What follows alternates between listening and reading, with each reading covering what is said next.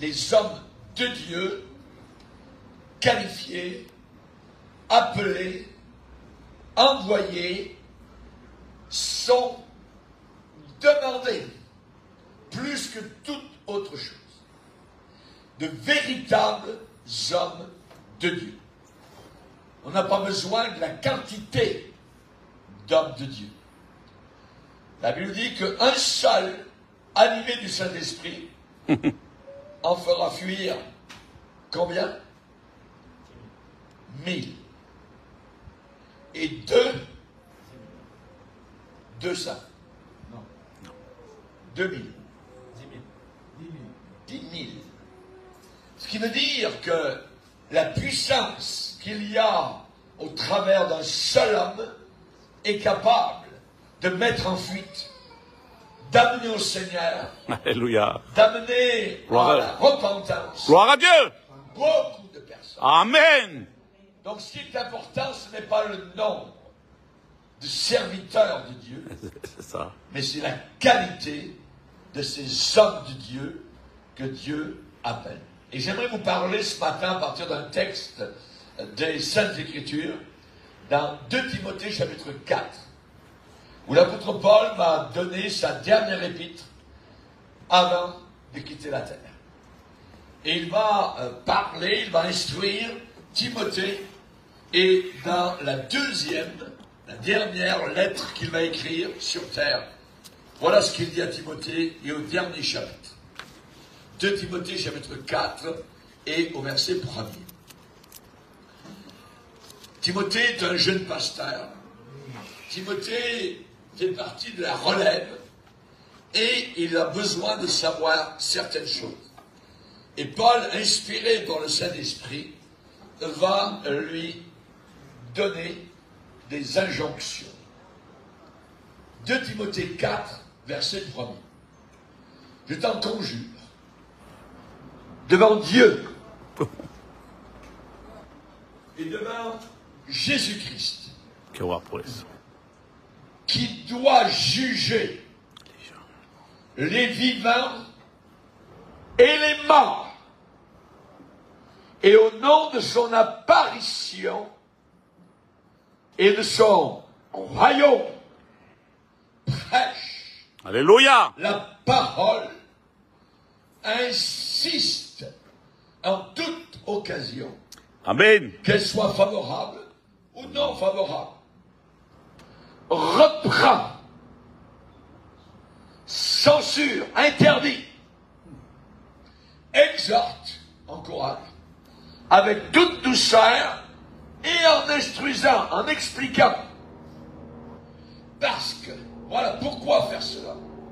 Il viendra une époque, il viendra un temps où les hommes ne supporteront plus la saine doctrine. Mais, s'ils ne supportent plus la saine doctrine, ils auront une démangeaison, un grattage d'oreilles. Alléluia, es verdad, c'est vrai, Seigneur. La démangeaison d'entendre des choses agréables, parce que la saine doctrine a des choses désagréables. Et là, les hommes n'aiment pas cela, ils aimeront les choses agréables, et à cause de cela, ils vont s'accorder, se donner une foule, Le docteur.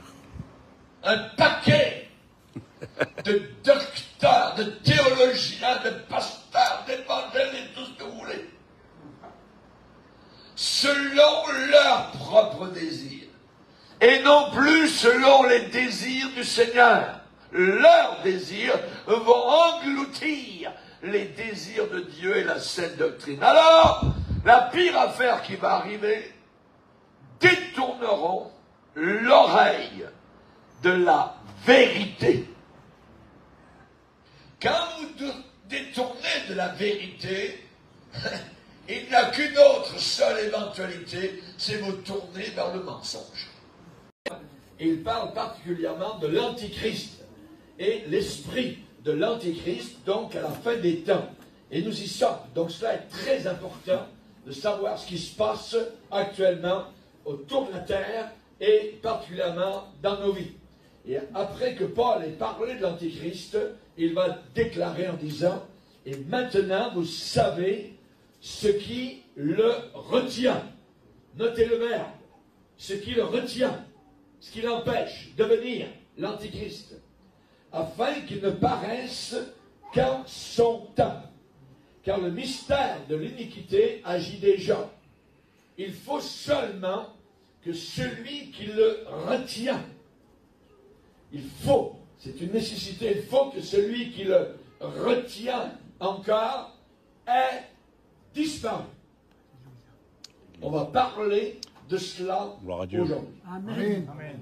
Seigneur, nous sommes devant toi, toi le grand El Shaddai, le Dieu d'Israël, le Dieu d'Abraham, d'Isaac et de Jacob, et nous te demandons particulièrement de répandre ta bénédiction, ta connaissance sur nos cœurs et nos âmes, car ton peuple périt faute de connaissance. S'il te plaît, Seigneur, apprends-nous, enseigne-nous tes statuts. Nous avons besoin de savoir, parce que nous ne voulons pas faire partie de ceux qui dorment. Les hommes seront dans le futur. Ils abandonneront la foi. Ça veut dire, ils abandonneront la doctrine biblique. Et le Saint-Esprit, qui est Dieu, dit expressément que dans les derniers jours, beaucoup de chrétiens abandonneront la foi pour s'attacher à des esprits séducteurs, prescrivant particulièrement de ne pas se marier. Les démons sont contre le mariage. Vous le savez, vous le voyez tout autour de vous. Ce temps-là, ni lui, Paul, ni Timothée n'avaient encore connu. Sachant avant tout que dans les derniers temps, il viendra des moqueurs. Avec leur raillerie. Les moqueurs sont à l'extérieur, les païens se moquent de la Sainte Seine, se moquent de Jésus, ainsi de suite. Mais il y a les moqueurs à l'intérieur de l'Église aussi, qui sont entrés. Et nous devons faire très attention. Eh bien, vont achever sa course. Il a passé le dernier virage, il est dans la dernière ligne droite. J'ai combattu le bon combat, j'ai achevé la course, j'ai gardé la foi. J'arrive comme un champion. La couronne m'est réservée. Et là, il va donner une parole pour la relève. Il viendra un temps. Il viendra un temps. Ce temps qui doit venir est appelé ailleurs les jours derniers. Les derniers jours. Sache que dans les derniers jours, il y aura des temps difficiles. Car les hommes sont égoïstes, amis de l'argent, fanfarons, hautains, blasphémateurs, rebelles à leurs parents, ingrats, irreligieux, insensibles, déloyaux, calomniateurs, intempérants, cruels, ennemis des gens de bien, traîtres, emportés, enflés d'orgueil, aimant le plaisir plus que Dieu. Ils auront l'apparence de la piété, mais ils en renieront ce qui en fait la force. Éloigne-toi de ces hommes-là.